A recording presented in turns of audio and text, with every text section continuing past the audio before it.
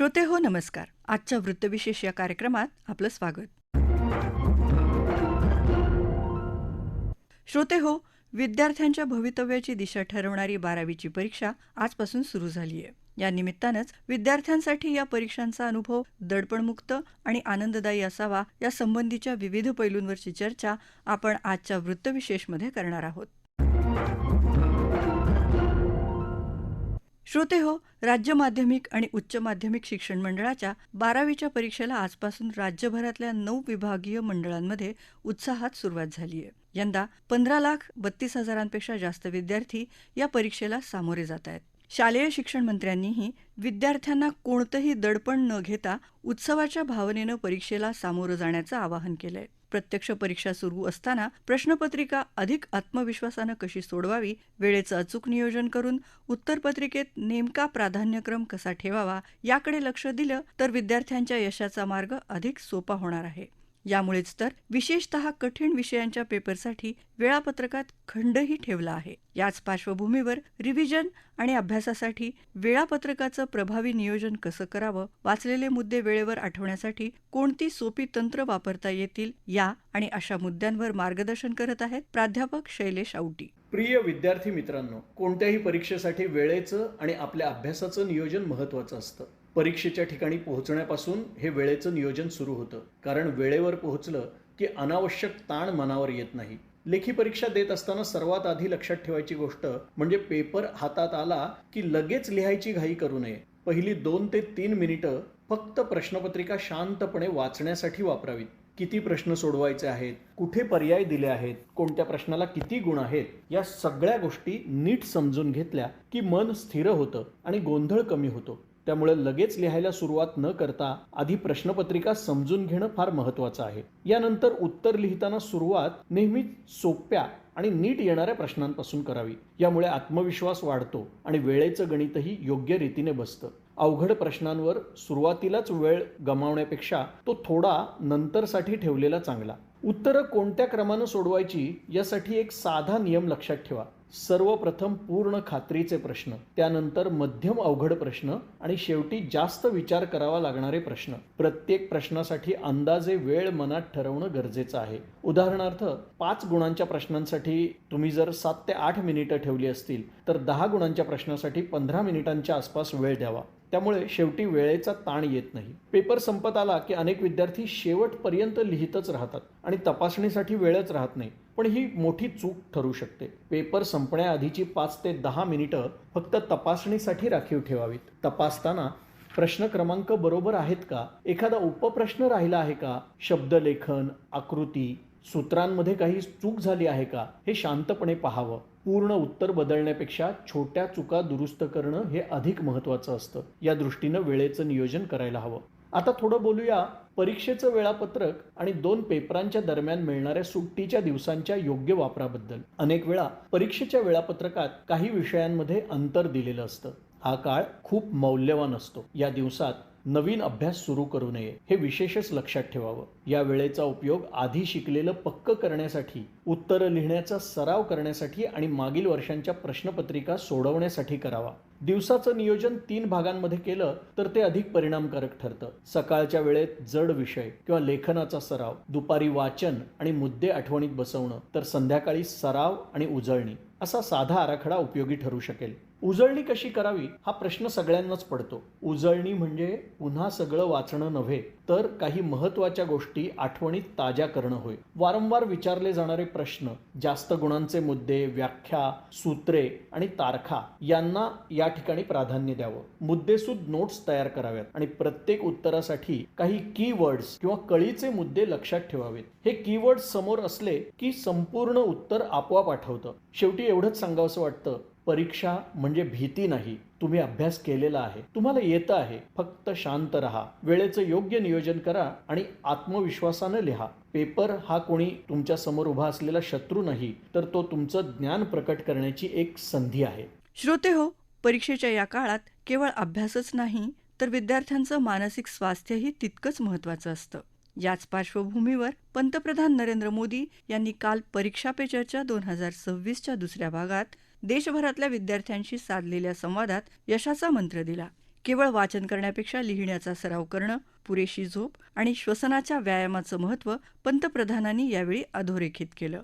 स्वतःवर विश्वास ठेवून परीक्षेकडे एक संधी म्हणून कसं पाहावं याबद्दल पंतप्रधानांनी केलेलं मार्गदर्शन विद्यार्थ्यांचा आत्मविश्वास वाढवणारं आहे.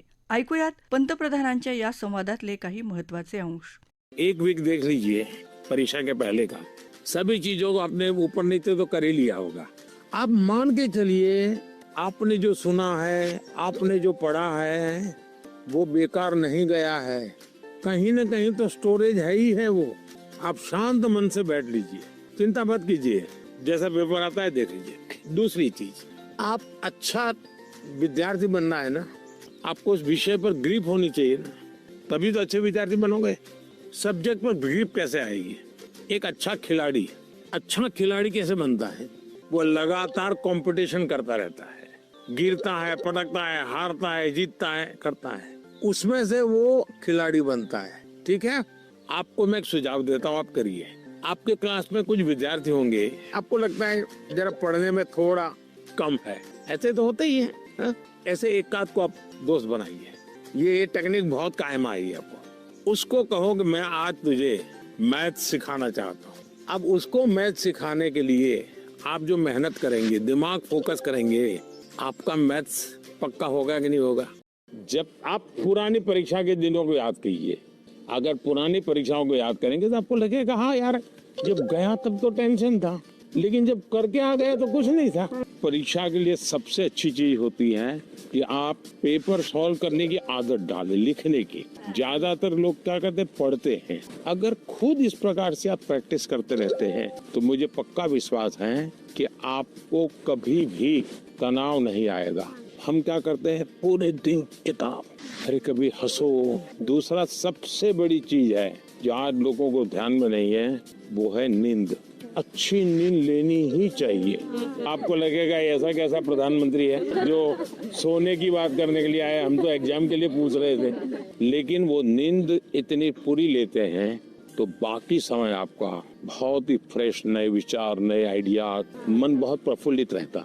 परीक्षा एक ऐसा अवसर है और परीक्षा के लिए हेल्दी कंपटीशन की भावना हमारी तैयारी को और बेहतरीन बनाती है. श्रोते हो, परीक्षेचा हा काळ केवळ विद्यार्थ्यांसाठीच नाही तर पालकांसाठीही परीक्षेचाच असतो. मुलांच्या परीक्षेच्या दिवसात घरातलं वातावरण कसं असावं, मुलांशी नेमका संवाद काय असावा आणि एखादा पेपर कठीण गेला तर त्यांची मानसिक स्थिती कशी सांभाळावी यात पालकांची भूमिका अत्यंत महत्त्वाची ठरते. मुलांचा आहार, त्यांची पुरेशी झोप आणि त्यांच्या मनात कोणतीही भीती निर्माण होणार नाही याची काळजी घेणं गरजेचं असतं. या दृष्टीनं पालक काय करू शकतात याबद्दलही अधिक मार्गदर्शन करतायत प्राध्यापक शैलेश औटी.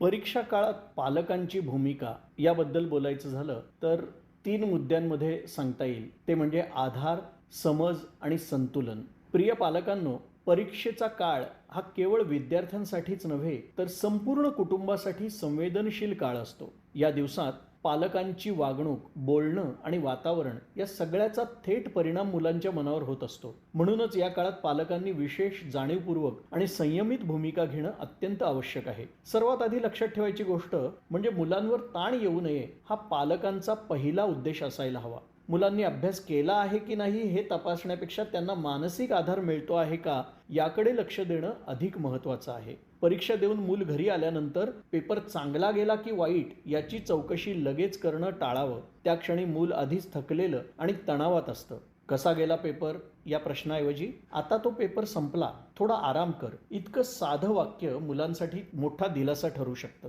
जर एखादा पेपर अपेक्षेप्रमाणे गेला नसेल तर तो पुन्हा पुन्हा उगाळणं, चुकांची यादी करणं किंवा पुढच्या पेपरशी त्याची तुलना करणं टाळावं. कारण गेलेला पेपर बदलता येत नाही, पण पुढच्या पेपरवरचा ताण मात्र वाढू शकतो. अनेक मुलांना एखाद्या विशिष्ट विषयाची भीती वाटत असते. अशा वेळी पालकांनी ती भीती कमी लेखू नये. हे तर सोपं आहे, यात काय घाबरायचं, अशी वाक्य मुलांच्या मनातील भीती वाढवू शकतात. त्याऐवजी भीती वाटणं स्वाभाविक आहे असं सांगणं आणि मुलांचं म्हणणं शांतपणे ऐकून घेणं हे अधिक गरजेचं आहे. कधी कधी मुलांमध्ये अति आत्मविश्वास सुद्धा दिसून येतो. सगळं येतंय, काहीच प्रॉब्लेम नाही अशी भावना तयार झाली तर पालकांनी ती थेट मोडून काढू नये, पण सौम्य शब्दात तयारी चांगली आहे पण तरी थोडं रिव्हिजन करूया असा समतोल संदेश द्यावा. भीती आणि अति आत्मविश्वास अशी दोन्ही टोकं मुलांच्या कामगिरीवर परिणाम करू शकतात.